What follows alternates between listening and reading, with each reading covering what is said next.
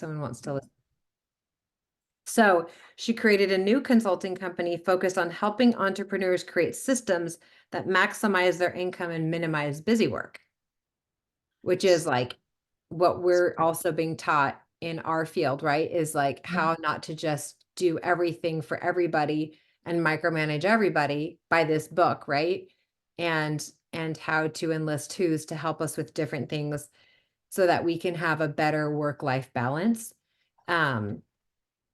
And so I highlighted, I really liked that she said she's trained her assistants to filter. They would typically accept all the clients and now they filter the clients. So that's something to think about, is like, as we're pitching about the business, to like really think about who would we want to work with, and it's not anybody. And I think early on it was kind of like anybody, or actually targeting people that were like really struggling because we're like, we can help you. And really how those people didn't stick around long term. And Right. so it says that they trained the assistants to filter through emails and inquiries. I have that now, like I have like a jot form I'm creating for business and for health, so that people actually put in a little bit of effort versus just like, tell me what you got. Oh no, I'm not interested. But like they've taken a minute to be like, what do I really want in my health? What do I really want as a business? And why do I want to work with you? And what's important to me? It I says love if that. people don't meet the specs of what she's looking for, they are graciously rejected. Consequently, her time is now spent far more powerfully. Like there's been times in my business, absolutely, where I've talked to people who didn't want it, who didn't want to get healthier, who my friend was like, talk to my brother. He needs this so bad. And he's like, I'm fine. I eat fine. I don't care that I'm unhealthy. Like, why are we even talking? And I'm like, I felt like it was such a waste of my time because I don't need to convince anybody that they need better health. Like, if they don't really want it, Can't help them. what I'm supposed to do. So I felt super awkward and I felt like it was a waste of my time because there was no priming of like, when you use up my time away from my family, it's because I'm talking to somebody and they just have some final questions, but really they want to change in their lifestyle. They want to change in their health. They want to change in their finances. They just have a couple of questions that maybe you could answer, right? Or can you just share your story? And then like sometimes with Brooke, I'd have her share her story and then literally hop off and then I would finish it. Like, I just need you for 3 minutes to Right. validate what I'm saying in your own words, in your own experience, and then I'm good. So, or she would come on like a group call, right? And just literally show up for 3 minutes and then say, I've got to go. And that showed that she respected her time. I was respecting my time. And I would do the same then for other people. So it says she only engages with the type of who's that she wants to work with. People can truly utilize what she has to offer. I love that. Because I feel like that's been my like problem, because I had a lot of people like I'm just starting again. I'm starting from again. Like I don't have anybody, and I have people that still use it, but they don't do nothing. So, and Yeah. I'd be gold if they did Yeah. use it like they're supposed to. And so you So have your product people, and that's yeah, totally fine. But yeah, if you're looking for business people, you have to prime them in a different way. yeah. And if you want You have to consistent grow it, product right? people, you have to prime them in a way that they're really ready to change their health. They're not just like, I'll just try it, and when it doesn't work, I'll return it. Right. Because And I think I really doubt this is going to work. Then you right, have to say, well, this is probably not the program for you, right. right? I And think it's it's okay okay to to be let people selective too, go. right? Yeah. Huh? Like I can be selective too and be like, hey, Absolutely. you know what I mean? Yeah. Like, But I I'm think willing to work and yeah, coach people that are really ready to transform their health. And if you're just looking at it like a quick fix, or you just need a 30-day, like 3-pound weight loss, then I'm probably not the person for you. And this is probably not the program for you, right.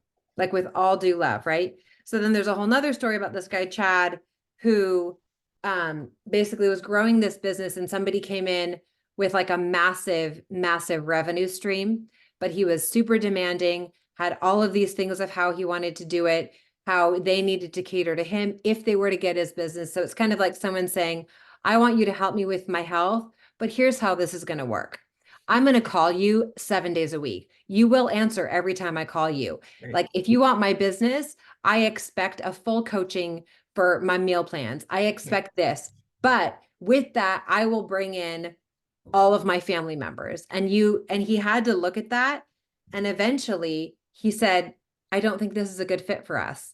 And it really showed his team, because he interviewed people on his team who all felt like belittled, who felt like uncomfortable. And he looked at all of that too and asked for their genuine feedback. What do you think we should do? And they all agreed, well, that would really boost our revenue, but I am really uncomfortable with this. It would add a lot of stress. It would add a lot of, and we've all had those people, right? Like very demanding kind of people, or people that suck a lot of time and don't have healthy boundaries and need Yes. to micromanage all of it. And so I like that he said, are we going to have to bend our core principles too much to accommodate him? And is it worth it? And I think early on, we're like, we'll take anyone. And now we're at a place where Right. like, Yeah. who, it says, at this point, Chad is completely unwilling to work with people who aren't the right clients. Right. He ends up rejecting politely far more referrals than he accepts, because it would be a disservice to his team and to the new client if we agreed to work with people who aren't a good fit. But I like this part where it said he's now not desperate, which I think comes with confidence of like, this is what I'm building. This is what I want to create and who I want to create it with. He's serious about being the best too for those he works with. I love that. Like, I am committed to being my best, which means I can't then have people around me that are sucking the life out of me, because then I can't be the best to my family and to my current clients, right? If he can't be the best too for them, he won't work with them.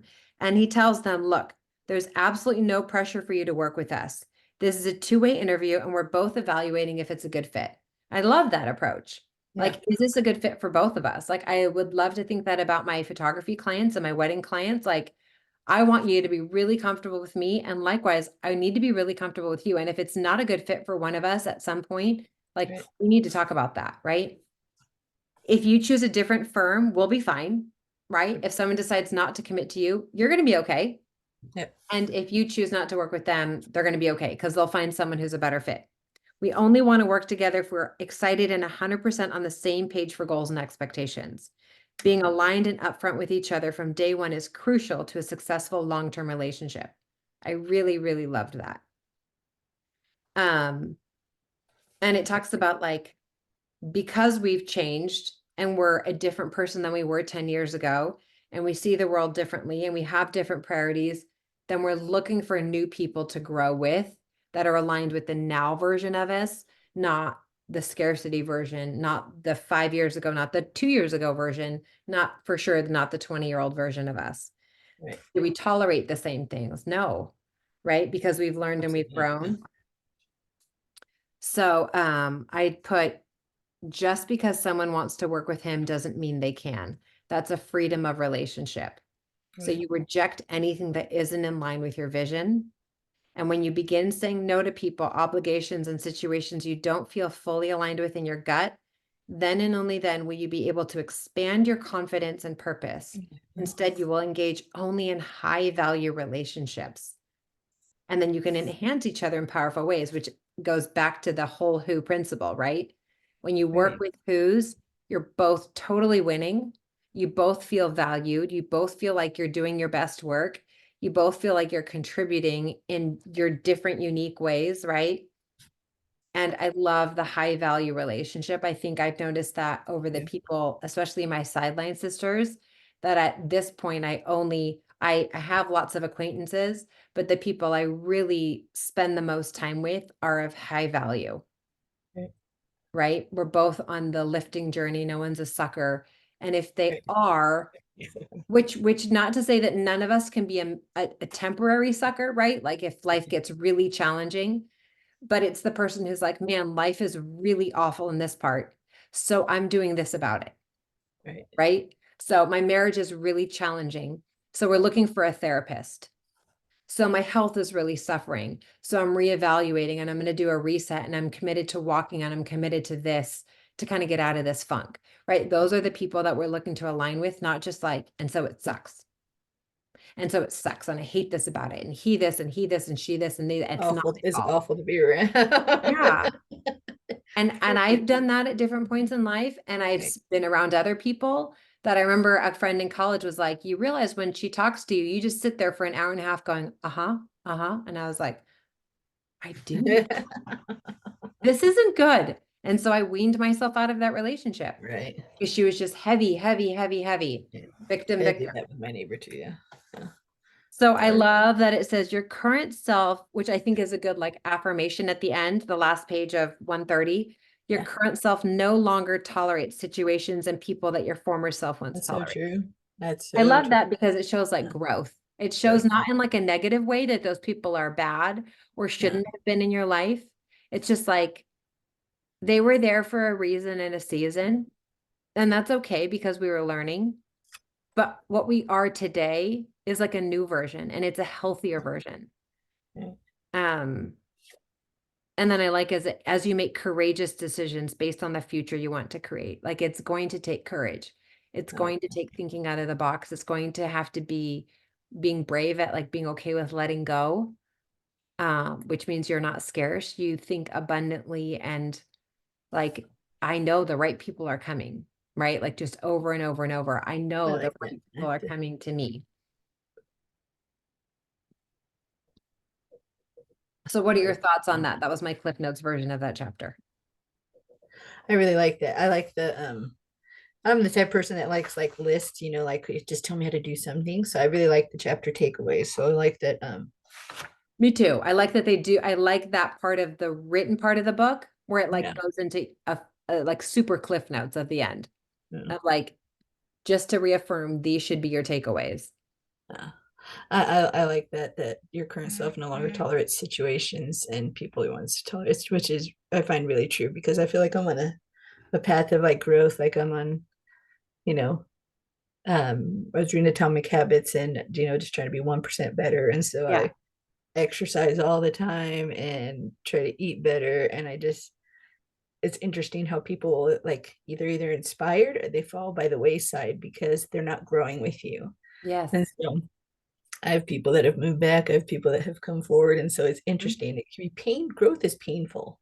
it is. Like, It it's not involves loss. comfortable. Right. It Yes, it does. involves loss Yeah. equally to gaining, which is Right. interesting because you lose old relationships, but Yeah. you're not just floating then, you're No. equally gaining new as you grow. Yeah. And And they're I try new, so they're still at the beginning stages, but it should be an exciting new because you right. have this new thing in common. Right. And it's a good thing, right? Right. Yeah. And so And I so your started like heart should be leading meditating you in the to that. morning too and like reading my script, trying to be consistent with just being consistent because I find consistency sometimes, that's like the secret sauce is just doing it over and over. And like you, like I love Brooke and she inspires me. And she's like, if you want to start somewhere, if you're having a hard to start with yourself. So I'm like, okay, I need to get me in line with what I want to be. And so I find it's interesting how people follow you, they're inspired, or they'll fall out of line Yes. and fall by the wayside. And even though that can be painful at times, like you can't carry people. So I like that what you said too, as you make the courageous decision based on the future you want to create, you can make bolder leaps into freedom and success. It does take courage. You have to be brave. And your future self will not tolerate nor engage with situations or people that you currently tolerate. I say that all the time. Yep. My mom is not my mom is not around. I don't have to hang out with anybody I don't want to. I'm not a child. So Yep. if it doesn't add or enrich my life, then I can love you from afar. So And then I love this quote that said, when deciding whether to do something, because there's things we want to do outside plexus, right? Um, if you feel anything less than wow, that would be amazing, absolutely hell yeah, then say no. right. And so I think there's so many things like as a creative person that I want to do, but I'm like, am I like, that'd be cool? But like, am I really thinking like, wow, that would be amazing? Absolutely. And then like narrow it down to those. And then of those, like think of a further emotion and then pick one and implement it for the year, right? I like that. I don't know that I'm ever super really well about anything. So I need to dive a little bit deeper into that and be like, oh, what am I well about? So I like on the next chapter too, the first quote, no matter how brilliant your mind or strategy, if you're playing a solo game, you Nope. Tell always him to lose come out back to and a help me. team. You can't do that until I get all these off. Go find him. Say, Mom needs you to get the last chunk down.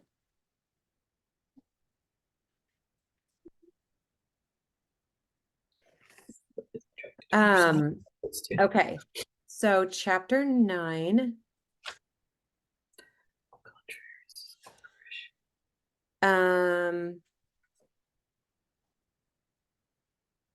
Wait, did I skip? I think I did 7 and 8.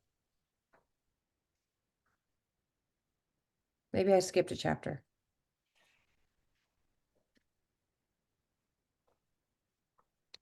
Hold on. Oh no, you're fine. Sorry, I was just trying to think if I can look at it on my computer while I'm Oh, doing it. I think I said 8 to 9, but Yeah, I think you said 8 to 9. I did, which is correct. But somehow maybe I only read chapter 7. Yeah. I mean, maybe I only read chapter 8. Did I read 9? No, somehow I skipped that. So let's skip through that really quick. Okay. So I'm a super fast reader. So they're talking about golf and how every golf has a caddy, and how the caddy was more than just a bag carrier and encouragement. He was also like somebody that would help him. He would submit comments to help him misinform them if he thought it would be competitive, like I think you're about to lose or whatever, so that he would like get up his competition. And so he said because he knew all of his thoughts and all of his patterns. And so he ended up winning a tournament. And so how do you collaborate with people that work with you?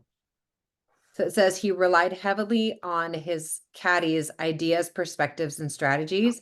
Sometimes he would push back, but often he would change how he thought. So this is talking about now teamwork. So in Think and Grow Rich, I I have love the that book. last chunk ready to go. I just need it to get on there. Which did I finish that book, or is that on my section of not finish? I think I finished that one. In this new house, I put the left-hand side of my shelf books I've partially started or not finished because I was getting so many books, right? Right. Everyone's like, and you have to read this and you have to read this. That's why I did the book club, so we could actually finish the book. And then on the right-hand side, I have the ones that I've completely finished. So I have to get a new bookshelf. I have a ton of books, so yeah, I understand. I had to separate it. So it talks about how Henry Ford was wildly successful and innovated because he knew how ignorant he was. So rather than having to know everything himself, he was incredibly good at the who's, and he welcomed and saw, I remember this part of the book, other people's perspectives. And so he got people to design, engineer, manufacture, sell, and distribute his cars. Because he said, as brilliant as you are, your current views are limited. So I love the idea of like, as we're growing teams and with our sideline people, is to always go in and say, I have this idea. What are your thoughts on it? How can we make it better? And you can be like, no, or yes, or no, that actually goes against what I'm envisioning. Or again, most of this book is that like the more good who's you have, the more you're like, I didn't even think of that. Of course, Right. that's brilliant. And that's so much simpler than the way I would have done it, right? Or how Brooke will be like, you realize you can come up with this whole thing, or we have this whole archive. You could just copy and paste and just put the new date on because it's already done, right? Right. Or how you don't have to write your own content from your own brain Right. every day. You Right. can repurpose content, your own, like that's huge on social media, is repurposing your own content. Yep. I like that it says a painting is never finished. It simply stops in interesting places. Because you could probably just paint over the same canvas for like 20 years. Right. 80% is already getting results, while 100% is still thinking about it. So get things out at 80%, stop overthinking.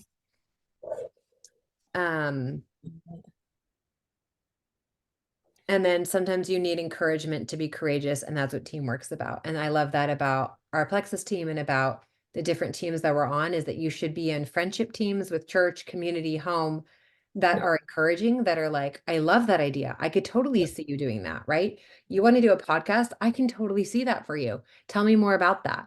Are you going to interview this person? Like, what's your focus? And you can be like, well, actually, I didn't even think of interviewing that person. That's such a good idea. They would help me because of, this. So have people in your life that when you go to something, and I think, didn't Oprah talk about that? She says like she has her very specific circle of people in one of the books that she goes to that can say that's actually not a good idea for you, or that's a Right. really good idea. And they are very honest, and So she they're has, just not yes people. Yeah. yes.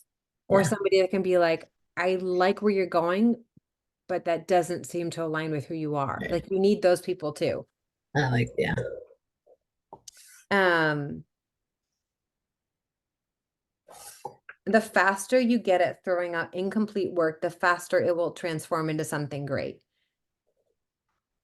So the faster you're just like, I have an idea for a podcast versus I won't tell Patricia my podcast until I have it done, created, and the first 5 recorded. Right. Right. And then it takes me 15 years to do that, right? Yeah. Versus I might talk to you and you could be like, hey, actually my neighbor just started a podcast 2 weeks ago. He can probably help you. And I'm like, Right. oh, okay.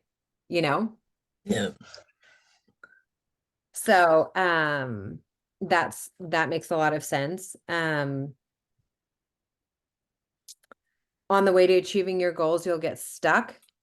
I think that's totally true with pretty much everything you're going to do because you have to figure out how for any idea that you have. So be vulnerable and honest. Don't keep it to yourself and communicate it openly. And then I think I like the Oprah thing of like having a couple core people in your life, even if those people change every year, or 2 years or 3 years, that you can go to with your ideas and get honest feedback. Right. That's Um, important. so he said that there was a part where he got stuck and he finally told somebody and he said, why didn't you tell me sooner? I didn't have a good reason except that I was scared to ask for help and scared to I admit like I that. didn't Yeah, have I all the saw that. answers, Yeah. right? Yeah. So the overthinking can sometimes, and then I think like if you do start something like a book or a podcast, you'll get more help once you have something 80% done than if you're stuck on the first chapter forever, right? Or if people can see, wow, that podcast was okay, but man, she's getting better every podcast is Right. better than I'm going to wait till my first one is like flawless, like this person who's done 300. I think sometimes we also think that if we need help, that it makes us weak when actually it's really courageous and brave to ask for help. You know what Absolutely. I mean? Because we can't do everything ourselves. So I like Yeah. that on 136 when they say, what people want to buy most is in their own future. And then the quote by Viktor Frankl and Mr. Rogers, radically open and fast communication and asking for help. Emotion, which is suffering, ceases to be suffering as soon as we form a clear and precise picture of it. I like that. I need to finish reading that book too, Man Search for Meaning. Mm-hmm. But Mr. Rogers, anything that's human is mentionable, and anything that is mentionable can be more manageable, which is true. When we can talk about our feelings, they become less overwhelming, less upsetting, and less scary. The people we trust with that important talk can help us to know that we're not alone. So I like that. How they always say vulnerability connects Yeah. and I knowledge find can that. separate, right? Yeah. Like I I know find it that. all can separate, but Right. vulnerability, even if you've never gone through that thing, will Right. connect people always because they're I like, find, oh, they're not yeah. perfect. Oh, they struggle. Oh, Yeah. I think it's just the ability, like the God-given ability when people are vulnerable to see their heart Right. and to feel their heart makes you connected, makes you more empathetic, makes you more compassionate. You don't even have to understand what they're going through, Right. but it creates like a connection and a desire to help them that you didn't have when it was just like surface level and fact exchanging. I find that I get my best responses when I do that too. Like when I share Yeah. stuff, on my profile and stuff. When I do that, and I get Yes. the like, yeah. Like Yeah, so today's been an awful day. And not so that I can get sympathy, but like right, because I have it. right, And most of social media is the highlight reel, right? So it says right. during your moments of humility and vulnerability, it actually increases your commitment to the team. Um, and you feel an increased desire to do your best work so you can be a hero to those with whom you work. And you'll realize something incredibly essential and important, that the people in your life and on your team truly do love and care about you, and they want you to succeed. Like where he says, all progress starts by telling the truth. Yeah. And think about that like for kids, right? To be able to do that at the dinner table, be like, I'm really Right, struggling. And then not just like, I've got it, I've got it, I've got it. I right, don't got it, you know? right. It's a safe place. Hey, you can talk about anything here. Yeah, I like that. I also like on 138 where he says, always make your learning greater than your experience. Mm. Mm-hmm. I like that. And it says if you're transactional, then you'll produce in the short team. I don't know if it was on the Diamond Sprint group or something where it said somewhere, was it this book where it said like be transformational, not transactional? I've heard that a couple times. I've heard it here, I've heard it there, I've heard it So we've with heard it somewhere recently. Bob Heilig says it all the time too. Yeah. He always talks about, being transformational, Maybe not that was his transactional. training. Yeah. Yeah, that's also in my notes from my printout over here. Did you do this one? Yeah. So I'm working on that free training. Right. Because it says Yeah, you'll that's right. produce Yeah. in the short term, but you won't break the huge challenges and you won't make it through the messiness that is transformational. It is Bob Heilig, you're right.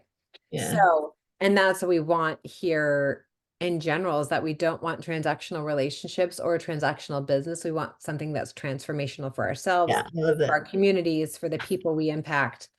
Like that's truly the heart of why we're doing all of this in the first place. Just grabbing a pen. Yeah. Yeah, So I I love that. love that too. And If then, it's transactional, it doesn't make you feel yucky. Like he always says, it makes you feel gross. yep, it's just a sale to have a sale. Right. I also like where it says in 139, ambition and success need no justification. I love that. Seek Where to do you be see a that hero to one? your own team. So Where do you see that? Where am I? so 139 is that it says ambition and success need no justification. Then right under it, genuinely seek to be a hero to your own team, your who's. Again, it's Viktor Frankl. For success like happiness cannot be pursued. It must Yeah, be ensued. And it only does so as an unintended side effect of one's personal dedication to a cause greater than oneself. I like yeah. that. For the byproduct of one's surrender to a person's other than oneself. And then Dan Sullivan, who do you want to be a hero to? I like that too. And really thinking about that, right? Yeah. Like who do I want to show up for? Like who, Right. you know how they say like, I don't know, Brooke had us do a thing like years ago. I only have 10 minutes left before this turns off, but that was like think about like who's at your funeral and like what they're gonna say about your life. Right. That's something that Like what's that's his a name? big I'm thing to actually think through. reading one of his books that is Stephen R. Covey. Begin with the end in mind. It's one of his Mhm. seven habits. But I have a So yeah. this couple came to my board and they were like, yeah, we've worked with military for years, but they're not military, but they taught the 7 habits of highly effective like families or something like that. He has families and couples and Right. teens. And she is a Covey. And so Oh. the bishop's wife's maiden last name is Covey. And I was like, wait, what? Isn't that crazy? So they came Right. and they taught it and they're like, well, we went to our relative, Stephen Covey, and told him that we wanted to do this. So we learned this. And I was like, I would like to do that with Jan when we're older. Like if we could help more families, Right. she's like, okay, get the book and read it. And then let's talk. Reach out to me. Here's my cell phone. I was like, okay. And now you're reading the book, right? So it's Yes. their family's book and their legacy that they're trying to help empower other people because it's so Right. important. Yeah, I'm reading this one. I forgot what it's called. I should grab it. But he talks about how it's like from spiritual perspective too, where he was a mission president and he's asking, this elder comes in, he's like, I'm having a problem with my companion. And he's like, well, let's start with you. How are you getting up on time? And he's like, I'm talking about my companion. What are you asking me? Like, why am I getting, why are you asking me if I get up on time? And he's like, no, I don't. He's like, okay, well, can you get up on time for a month? No, I can't. Okay, well, can you get up on time for a week? Yes. And so he started doing that and it changed everything. Like he started with um, getting up on time for a week, then he did it for a month, and then he was less angry and he became one of the best missionaries there. And so he talks about like you will not have control or success in anything if you first don't have, self-discipline of yourself. And so when I read that, I was That's like, powerful. I need to start. I said that's where I need to start. And so that's why I've been like exercising and still working on sleep. But I've been really good at exercising. I still have my workout clothes because I need to do some weights right after this. But Good um job. yeah, so I love that. But come and get it real quick.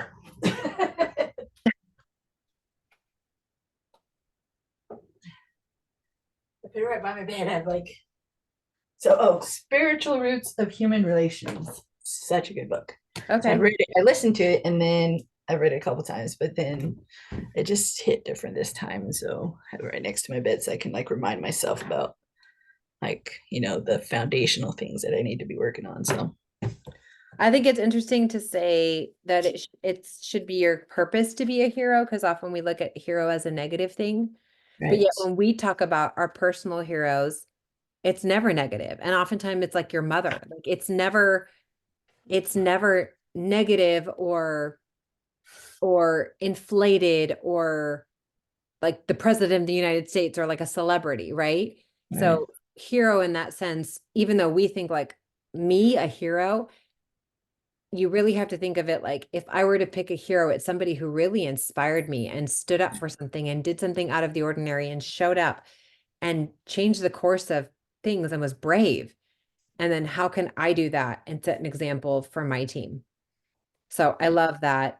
And it should become your purpose, which means how can I set the example? How can I be kinder, nicer, more loving, more faithful, more prayerful, more bold, more brave? And I think that's something that we can think of this week is how can we start to embody those characteristics of someone that we think of as a hero right, ourselves in little ways so we can show up for our people. Um, Seek to be a hero to those you work with, and you'll do your best work for them.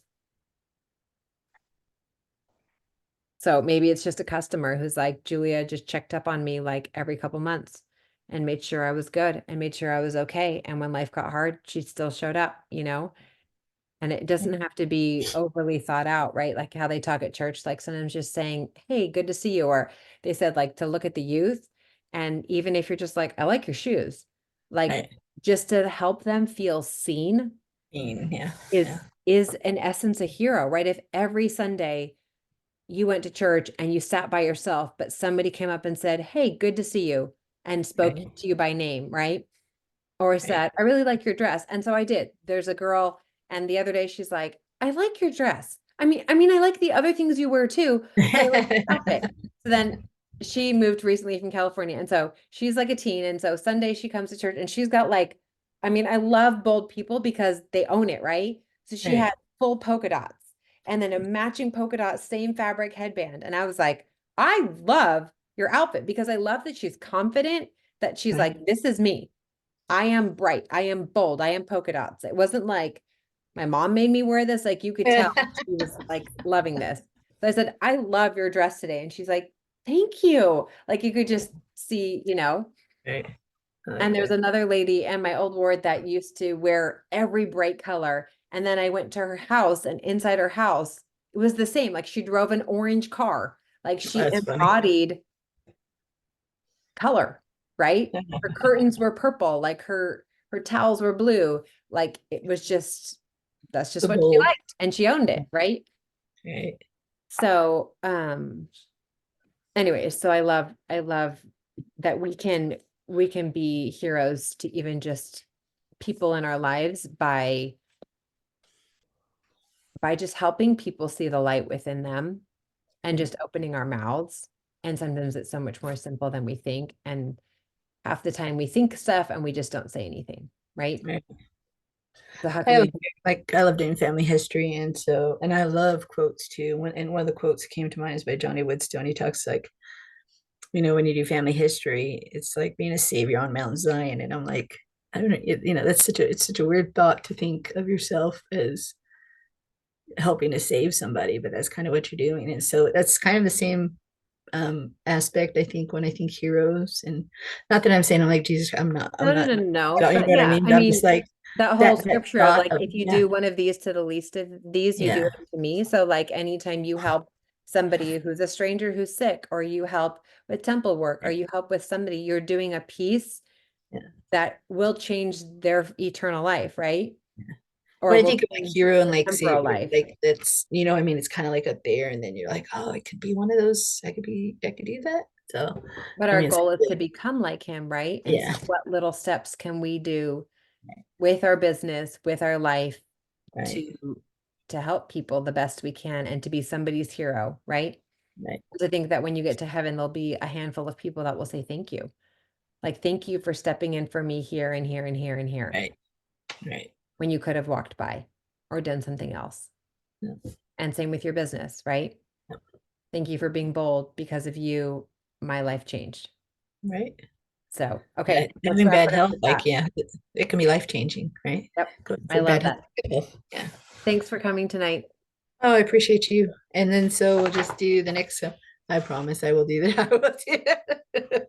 So yeah, 11 we have tomorrow. 10 and 11 and we're done. Perfect. Thank you. Okay, Appreciate you. Have a see you good next night. week. Bye. Bye.